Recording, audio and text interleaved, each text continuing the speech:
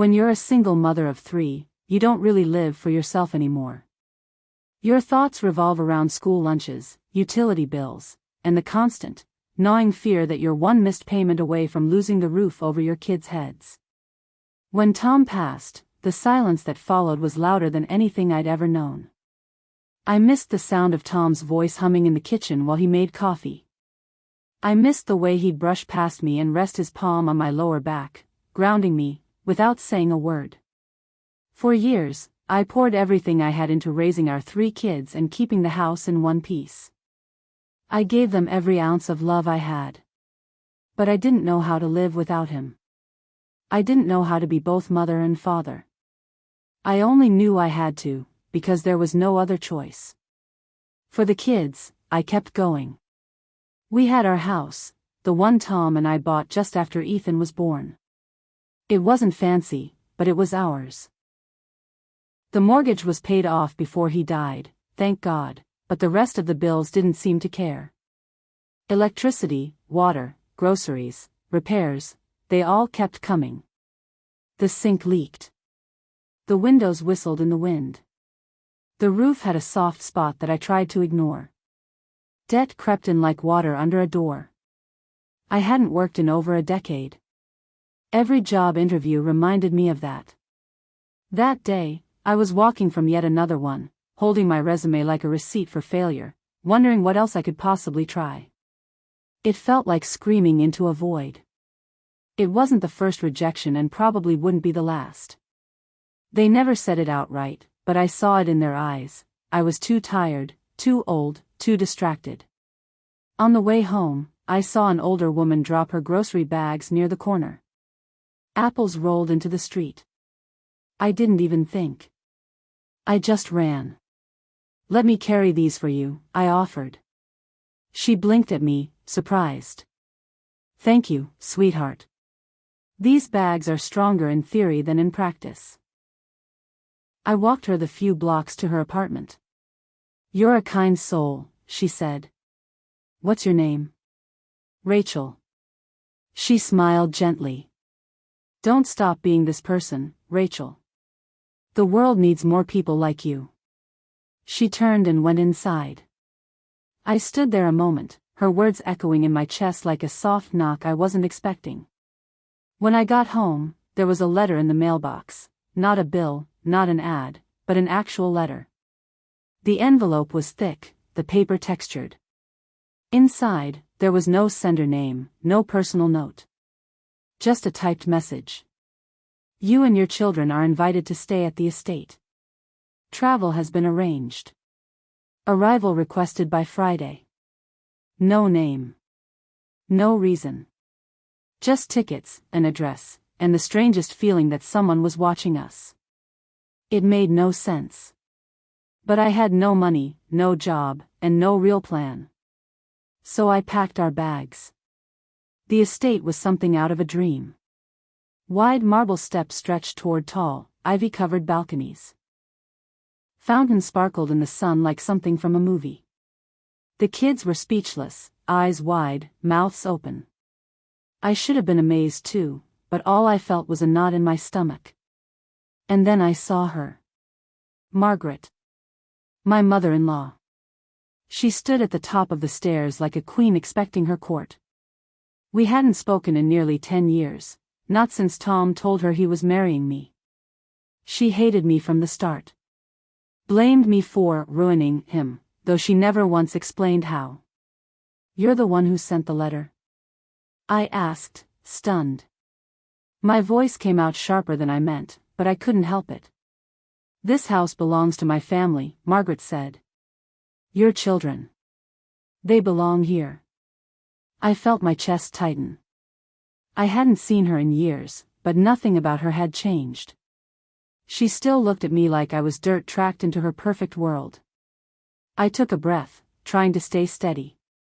"We're not staying." Her expression didn't shift. "You'd rather drag them back to your falling down house," she said, "pretend everything's fine while your world collapses? They deserve more." My hands shook, but I kept them at my sides. "We're fine," I said. "We've made it this far. We don't need this. Margaret took one step down, then another. Her heels clicked on the marble. You don't have to like me, Rachel. But we are family. And those are my grandchildren. I can give them stability. A future. I met her eyes. Thank you. But we'll manage. For a second, I thought that was the end of it. Then Lily stepped forward. She tugged gently on my coat. Mom, she whispered. Can we stay? Just for a little bit? I looked down at her big eyes. At her brothers behind her, wide-eyed and hopeful. My heart sank. So we stayed. Just for a little bit. At first, it really was fine. Margaret showed us to a guest suite on the second floor. It was clean and bright. The beds were soft. The kids had playrooms. A pony to ride. A small theater with old cartoons. Margaret kept her distance. She said we could start over. Then came the shifts. Could I help with meal prep? Just some light sweeping? Would I mind folding linens for a few hours? I said yes. I was trying to be polite. Soon the kids were moved to another wing. Margaret said it was for the best. They'll sleep better with a nanny, she told me. I barely saw them. When I asked why, she answered with the same line every time. Structure is important. One morning, she knocked on my door. She held out a gray dress. It looked plain. It looked like a uniform. What's this? I asked. She smiled, but only slightly. You'll be helping with the service tonight. We're hosting a formal reception. My chest tightened. I'm not one of your staff. You're staying under my roof, she said. I expect a little cooperation. I've given your children more in 2 weeks than you could in years. At the party, I stood by the wall and watched. I passed drinks. I wiped spills. I kept quiet. I watched my children seated at the far end of the room. Strangers surrounded them. Then Margaret raised her glass and smiled at a guest. This is Rachel, she said. She's helping us around the house. A very reliable young woman. She didn't say I was her daughter-in-law. She didn't say I was Tom's wife. She didn't even say they were my children. No one recognized me. Not even the people who used to send us birthday cards. I felt invisible in that gray dress. Like I'd been erased. After the guests left, I found her in the dining room, arranging flowers. We're leaving, I said. My voice shook, but I stood firm. She didn't flinch. You'd throw this away? Comfort? Safety? Do you think Child Protective Services will approve of what you're returning to? I stepped closer. Are you threatening me? I'm stating a fact. You walk out that door, and I'll make a phone call. They'll come see what kind of life your kids are living in. My face burned. You brought me here under false pretenses. You paraded me around like help. You separated me from my children. You were never worthy of Tom, she snapped. You were never part of this family. I offered you a place here, out of respect for him. But you just proved again who you really are. I clenched my fists. We're leaving in the morning. Her mouth curled into a smirk. You won't make it far. We'll see. We came back home just as the sky began to shift into that soft evening blue. The moment we walked through the door, I felt the air change.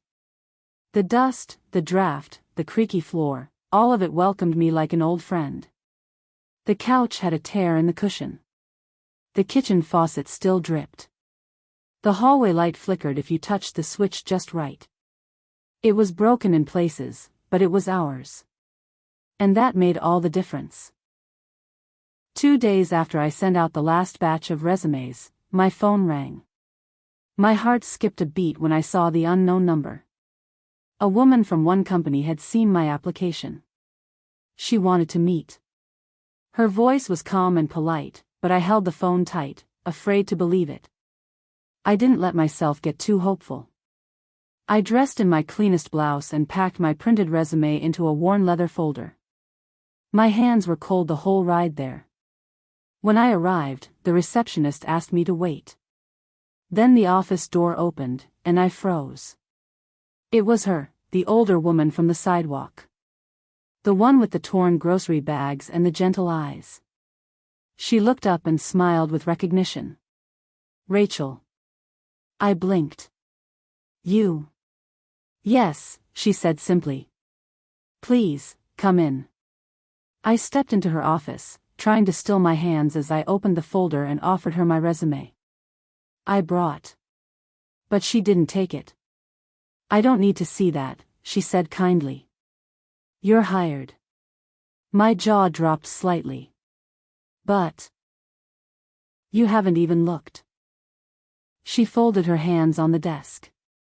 "I don't need to. I saw who you were the day you helped me without hesitation.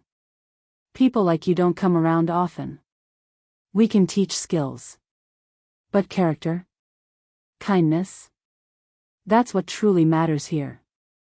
Later that day, after I printed out the signed job offer letter, a knock came at the door. My chest tightened. Slowly, I opened the door. There she was. Margaret stood tall and cold on my porch, like a storm I thought I'd already passed through. Next to her stood a woman in a gray blazer, holding a leather folder and a badge clipped to her coat. "Child Services." "Rachel?" the woman asked gently. I nodded. "Yes. Please come in." They stepped into the living room. Margaret looked around with that same familiar disgust, her eyes resting on every little thing. I could feel her judgment without a single word. The woman introduced herself as Ms. Daniels. She walked with quiet care. I showed her the kids' rooms. Clean beds, favorite books, stuffed animals lined in rows. The kitchen smelled like pancakes. It smelled like home. "And this is a letter from my new employer," I said, holding it out with both hands. "I start Monday." She took the paper, looked it over, and gave a small nod. "I don't see any cause for concern here," she said. "Your children seem safe. The environment is appropriate." "Thank you," I said quietly. She smiled, kind and soft. Then she scribbled a few quick notes into her folder. Her eyes met mine one last time before she turned and walked toward the front door. I followed her with my gaze. But Margaret didn't move. When Ms. Daniels stepped outside and the door clicked shut behind her, Margaret finally spoke. "You're making a mistake," she said. I crossed my arms. "The only mistake I made was trusting you." "You chose pride over protection," she said through her teeth. "You always do." "We're not coming back," I said. "We're done." "You'll regret this," she said sharply. "Good night, Margaret," I said, walking to the door and pulling it wide open. She hesitated for a breath, then turned on her heel and left without another word. I closed the door slowly and leaned against it. My legs were shaking. My arms, too. But not from fear, from the weight of finally choosing myself. Choosing my children. Choosing freedom. I had spent so long trying to be quiet, trying to survive, that I had almost forgotten what it felt like to stand up and say no. But I remembered now. Write in the comments what you think about this story and subscribe to our channel D-Dam Mix.